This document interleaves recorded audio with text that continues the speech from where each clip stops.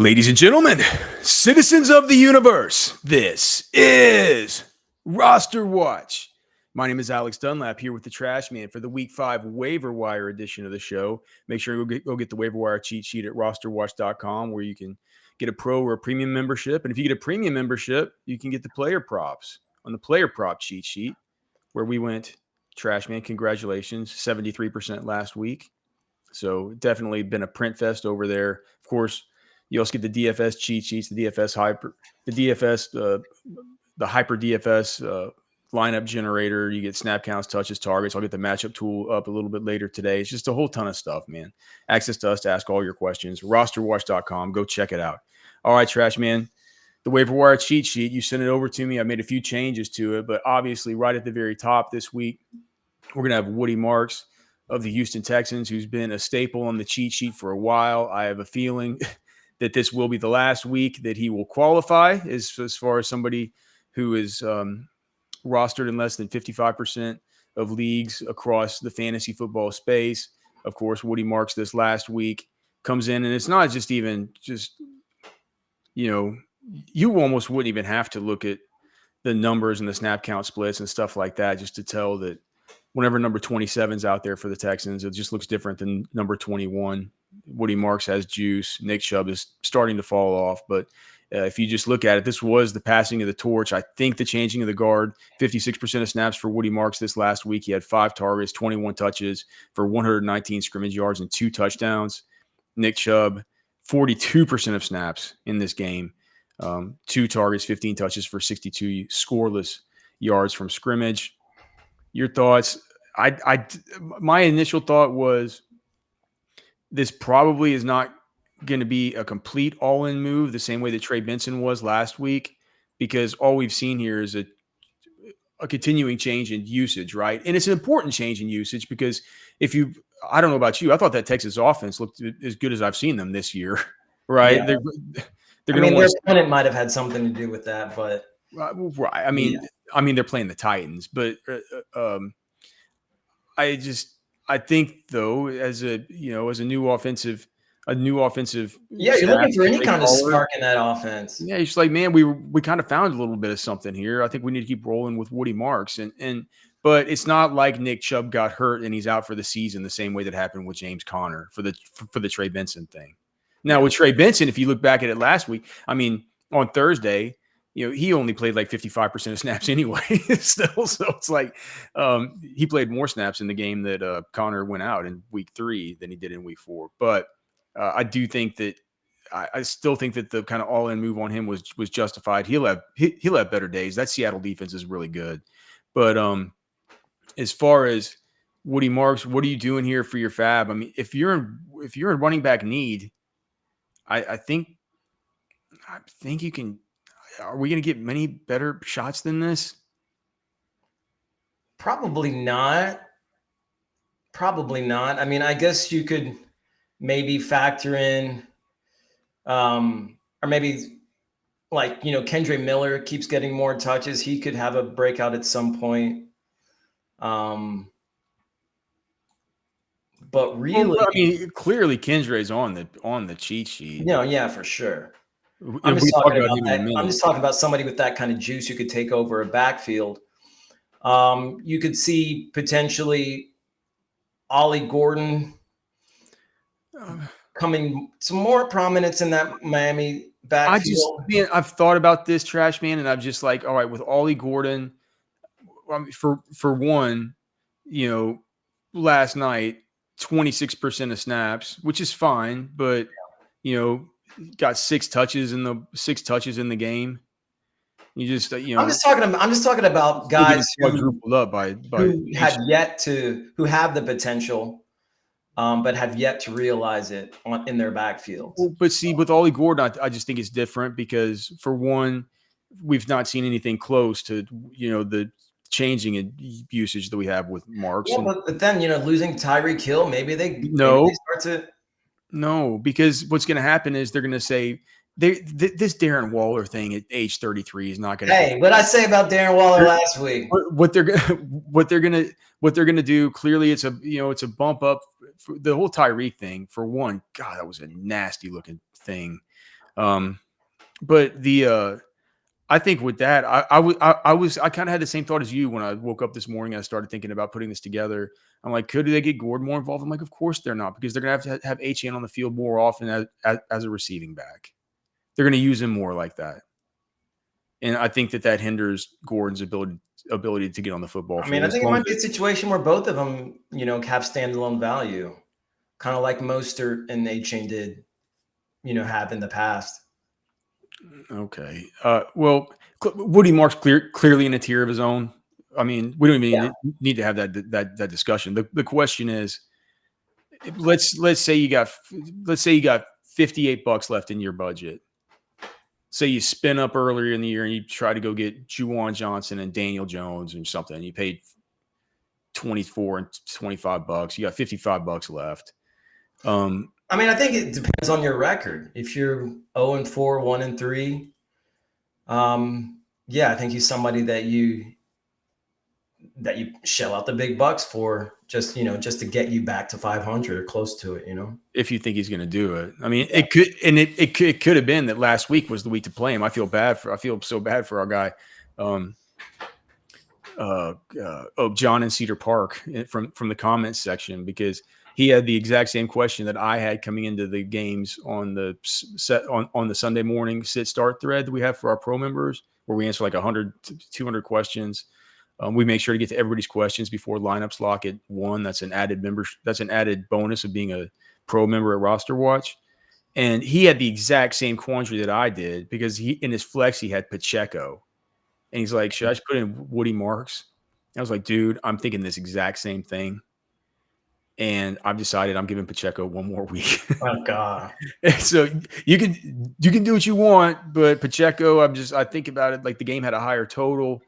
I thought to myself, I'm like, this should be a game where I think it will be a rare time where Houston's going to be leading, and maybe in a game script where Houston's leading, they might try and salt the game away with Chubb and not want to use the pass catching ability of a Woody Marks and all that. I talked myself in circles. I said, I'll just stick with Pacheco. It didn't turn. Thankfully, it didn't get. Pacheco managed to squirrel a touchdown away, but it was like a 15-point difference in half PPR between those two players, and thankfully it didn't cost me a win. Hopefully, it didn't cost a win for old John in Cedar Park if he ended up going with Pacheco as I did. But so I don't think we can count on Woody Marks to give us these 20 banger pluses every single week moving forward, because the offensive line is still bad. They've been better. They've been bad pass blocking. They haven't been terrible as a run blocking team. No, I mean, it makes sense to have a guy who can, you can throw it out 2 in the flat, whatever, get out of trouble. So go get Woody Marks. We talked about Kendre Miller, and again, you can see our exact order of how we prefer these guys and what we would be willing to spend for them. But you still have Tyler Algier. I was surprised. What he had 16 carries this past week? Yeah. Are we sure he's still less than 55%? Let me see. Yeah, he's only 35% roster based on Yahoo, so that's enough to qualify him. I mean, he's definitely a guy who has a little bit of standalone value right now, and if something were to happen to big knock on wood to the Golden Sun, Bijan, he would be in every week like high end running back too, I would say. Yeah. The guy runs mean, dude. He definitely runs hard. Kendre, with all the talk about, and I don't think this talk comes from any real sources around the league, but people are just speculating that Alvin Kamara is going to get traded. Well, wouldn't you love to see him on like the Commanders with Jaden Daniels or the Chiefs? I could see him on the Chiefs. I don't know if I'd love to see him on the Commanders. The Chiefs would be awesome. I mean, Miller, I think his touches have gone up every week, I think, if I'm thinking correctly. I mean, and the thing is, Saints, they need playmakers. They need Rattler needs outs. So week 4, Kendre Miller played 31% of snaps. He had 11 touches, no targets. I thought he got a target in that game. It's the some tar of these, tools. some of Okay. these, yeah. So, and he also got the touchdown, of course. And like that was what Byron and I were texting about during the game on our group text was like, he's like, Alvin Kamara is going to come in because I'm like, dude, Kendrick's playing a bunch on this series. He's like, don't worry. Alvin Kamara is going to come in down at the goal line when it counts. I'm like, what are you talking about? Did you not watch 2 series ago whenever Kendrick was in there for all those? Yeah. Like, I don't think they really see a distinction. Yeah. Between the two and down in the goal line. So Kendra, so he had 9 touches in week 3. So it goes from 11 in week 4 to 9 in week 3 to 6 in week 2 to yeah. So it's like I thought. Yeah, it's I mean the arrow is definitely pointing up 5 in week 1. So it has, you know, his touches and his snaps have gone up every single week. Kendra still, he looks like the Kendra that we had is like running back 2 or running back 3 in that whole class that year. It's been just a myriad of different injuries, and you know he's also had concussions and stuff. And so, but you know he's a priority ad for me this week. I think if you have Alvin Kamara and you hadn't somehow picked up Kendra and you're rostering one of these other sort of handcuff players, right? It's time to handcuff your own guy, I think, because not only could Alvin Kamara kind of give up on this terrible Saints season, but if he gets traded, then you get the stock split, right? You get like, all right, now I got a starter in Kendra, and now I got a starter in Kamara if he gets traded somewhere that you think would be a good spot. A couple other things here at running back. I think that it's worth mentioning that Tyjae Spears looks like, you know, Tyjae Spears will be back soon. I think that once he comes back, I mean, I know that Paul's he's been inefficient on a lot of good volume. He looked better running the football this last week than he has. Yeah. But I just think that offense is going to do anything they can to try and change things up or whatever. And maybe getting a new piece in Tyjae Spears is something that I don't think fundamentally changes the offense, but they could see it as something that could give them some kind of spark.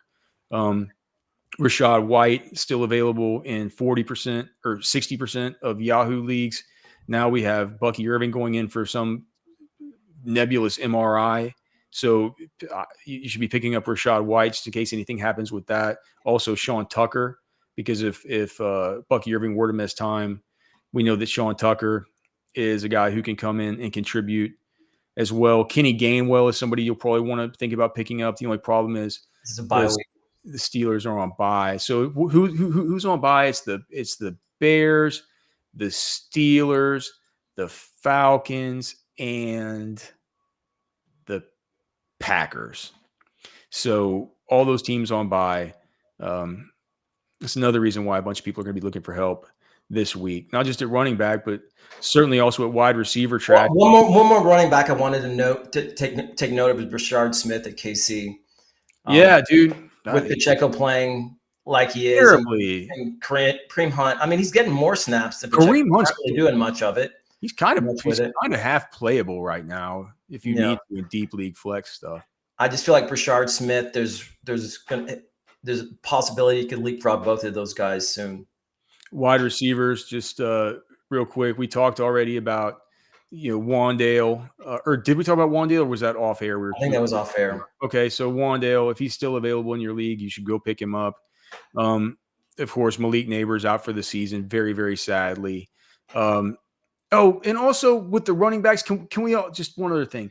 I know it feels like it's the definition of insanity, but I think you could go do worse than going and just taking a speculative pickup on Jaden Blue for like $0 or $1 just because of Miles Sanders got hurt in the Cowboys game. And they only have 2. They've only been activating 2 running backs. I forget his name, Hunter Lepke or whatever, is like a fullback who they have out there. But they would definitely give Jaden Blue a shot. Now Javonte Williams has looked good enough to where I don't think the scenario could play itself out to where Jaden Blue just comes in and he looks so good that he renders Javonte useless, because Javonte has looked good. He's been great for fantasy. But I think that Jaden Blue can bring some lightning in a bottle. We know that the talk about a team that needs to get something going. Yeah. Dallas Cowboys coming off a sister kissing bye the other night. All right, wide receivers.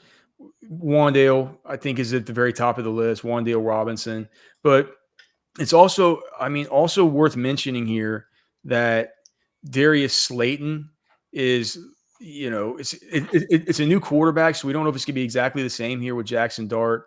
But if you looked at it last year, so whenever Neighbors missed 2 games last season, in those games, Slayton caught 14 passes and he had 179 yards and a touchdown combined in those games. So Slayton has traditionally picked up some of the slack for Malik Neighbors. Who knows, man? He could turn into a guy that Dart trusts, I guess. I hope Dart's back out there. It seems like they think his hamstring's fine. But Wandale's he's been good this year, especially in PPR, so you could pick him up. Also, Theo Johnson. I know we're not to tight end yet, but I think he's somebody you can look at just because it seems like Dart likes him, right? Yeah. I don't have the cheat sheet pulled up. What else do we have here at wide receiver? I mean, Romeo Dubs.